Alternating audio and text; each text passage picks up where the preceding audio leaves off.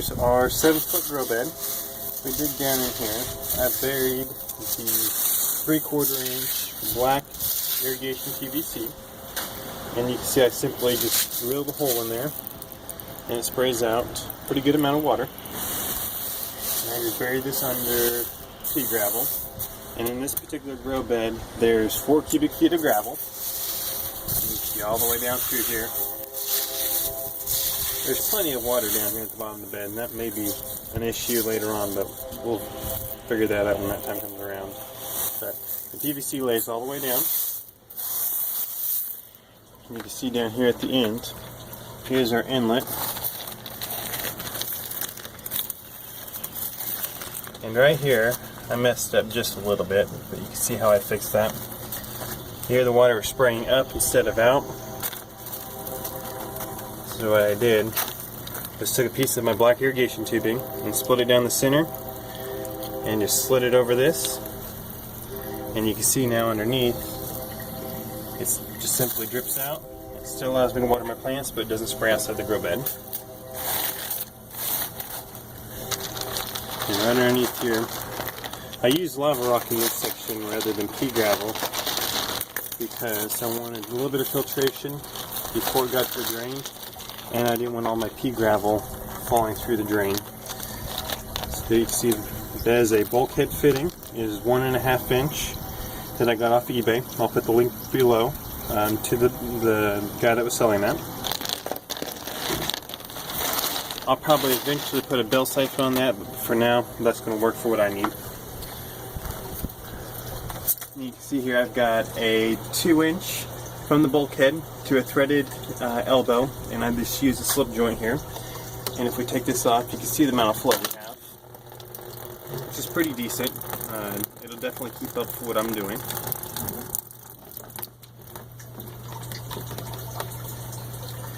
And again, here's my irrigation tubing.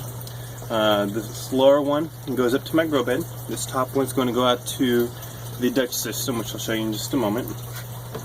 And this is my return from my Dutch system. You can see, again, I've got a pretty decent flow from the Dutch system as well. And they're all being ran off of this single reservoir, which is, I believe, about 25 gallons. And I just got a simple pond pump in there, and I'll provide a link to that below as well. So we'll go over here and look at the Dutch system. This is a real simple setup. I just have 4 5-gallon buckets, and I'm using this your standard 3-inch net pot. And then if you open this up, you can see the irrigation tubing, and this is exactly the same way I have it in the grow bed. I just took a drill bit and drilled through here, which I've been having little problems with. I found out that it's better to heat up a piece of metal and poke a hole in there and actually let it melt, because it seems to plug up a little bit faster if you don't. Here in the grow lid, I just drilled a hole through the side of the bucket and ran my irrigation tubing to both sides. And then I had to cut a little notch right here in the side. So when this flips over the pipe, this lid locks on tight to keep water from leaking out. And just simply drop that in there. And as you notice, I have some tile temporarily to keep this bucket up.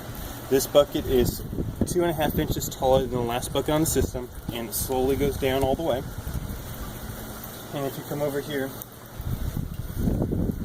you can see I've got a drain, and I messed this one up, but I just got a rubber grommet that the elbow fits through, and I used some liquid nail to make the watertight seal on here, and I just put the rubber grommet in there and put my elbow in. And this elbow will feed this next bucket. It goes right into the T, and this bucket will drain into the T, and since this one's higher, it's going to go downhill, and it's going to come over to this next system.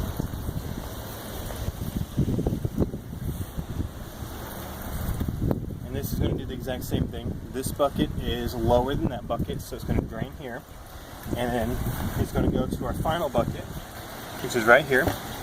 And this is all being done the same way. And if you follow this one back, it goes right back, and that goes back into the drain of the hydroponic system we have going. And then it's just simply recycled from here.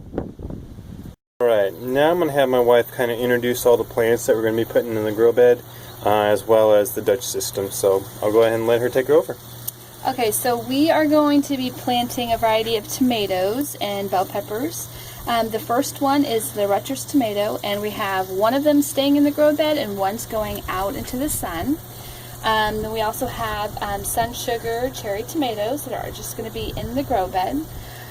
For our bell peppers, our red ones, we're going to have one here in the grow bed and one out in the sun.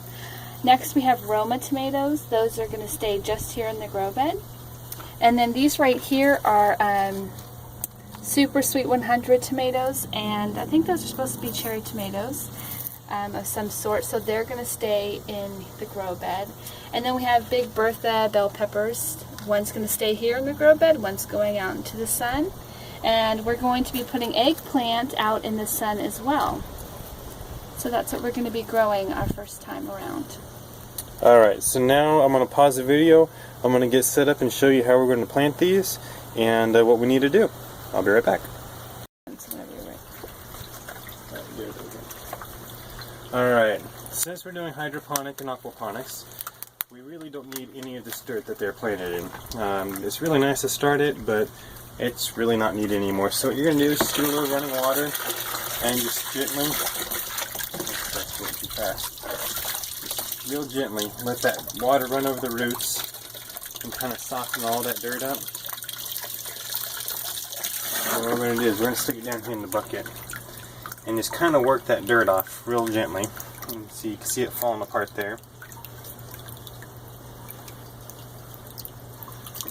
Just get as much off of it as you can.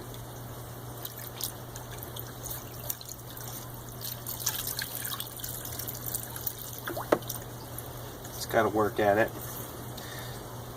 You want to be as gentle as possible so you don't shock the plant, but you want to be able to get as much of that dirt off as possible. Because we really don't need it because we're going to be adding nutrients and everything, so it doesn't rely on the dirt or the soil or anything. Alright, so as you can see there's a pretty good amount of root system right there, and most of that's just not going to come out. I mean, I can work on it a little bit more, but I don't want to disturb the plant any more than I already have, so we'll go ahead and go up here to the grow bed. And this is just a real simple plant, just like you're playing in dirt. We're just going to pull back some of this lava, or this rock. And as you can see, there's a little bit of water up here. And we're just going to set this down in there. Put a little gravel there on the bottom, and we're just simply going to cover it up,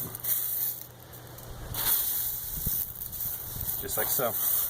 And now what the rock's going to do is, we don't need a ton of water here because the rock is going to hold moisture.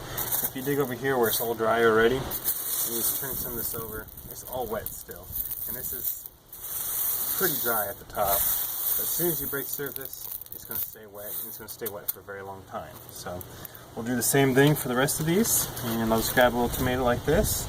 We're going to come back over here and stick it back in the bucket like we did, and just repeat.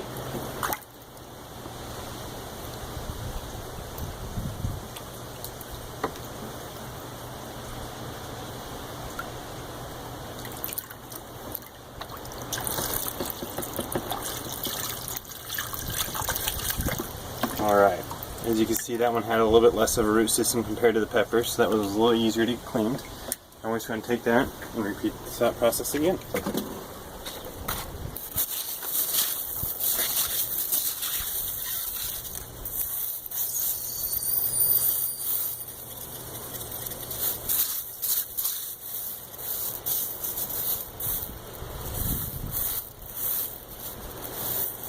There we are. Now, some of you are probably asking why I'm not using expanded clay, and just simply it's too expensive. I got this for $3 a bag. It took 4 bags, so I really don't have a lot of money in it. Compared to the expanded clay, I'd be well over $40, $50 just in the grow media. So we'll see how this works, and we'll document it and let you know how it does. I'm going to go ahead and finish the plants up, and we'll give you an overview once we're done. Alright, I just wanted to take a real quick second here. I know we're not done yet, but as you saw earlier, it was kind of difficult to get all the dirt off, and I actually found a really good way to do this. If you just gently pinch just enough to hold it in your hand and kind of palm it, and then just kind of protect it and just shake it back and forth under the water, your hand will hit and kind of gently break up that dirt and not bother the plant too much. And as you can see, you get a pretty good amount of that dirt off from the roots, and you don't get so much of it into your system and clogging anything. So just a little helpful hint there. Alright, so we're just about done here, and my wife is just getting ready to plant the last plant. Which one are you planting there? The Rutgers. Rutgers? Okay. And I got all the dirt off, just like you instructed.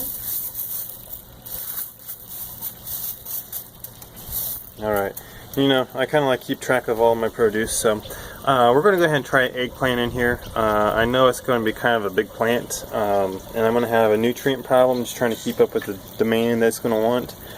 We may end up having to transplant that, but we'll go ahead and try it. And I got plenty of room for it to hang down or do whatever it wants to do. And these tomatoes I know are going to get pretty big, and that's kind of one of the reasons I put it across this wall here. I can do a lattice, or I can even hang some string from the ceiling on a little pulley type deal so I can pull up the plant and support it a little bit better. But here's kind of a little overview, and there's two of the pepper plants, and we got two different types here. I didn't go into a whole lot of research, and just kind of did a couple of YouTube videos, and it seems like everyone's kind of mixing some of the peppers and tomatoes together. So we'll try out, you know, it's just trial and error. And there's our tomatoes all the way down. We're gonna have a lot of tomatoes, and then we got a bell pepper plant over here on the end. So next thing we're going to do is, we still got quite a bit of plants left out here, and we're going to plant 4 plants in there. We may add an extra plant or 2 per bucket, but we'll see.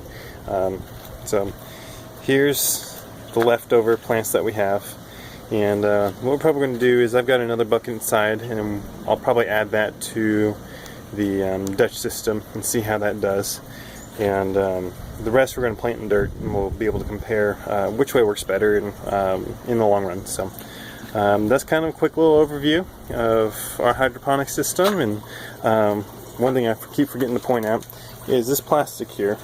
I just went down to Walmart, and this is in the fabric section. This is just used for like covering picnic tables or chairs, or pretty much whatever you want to cover.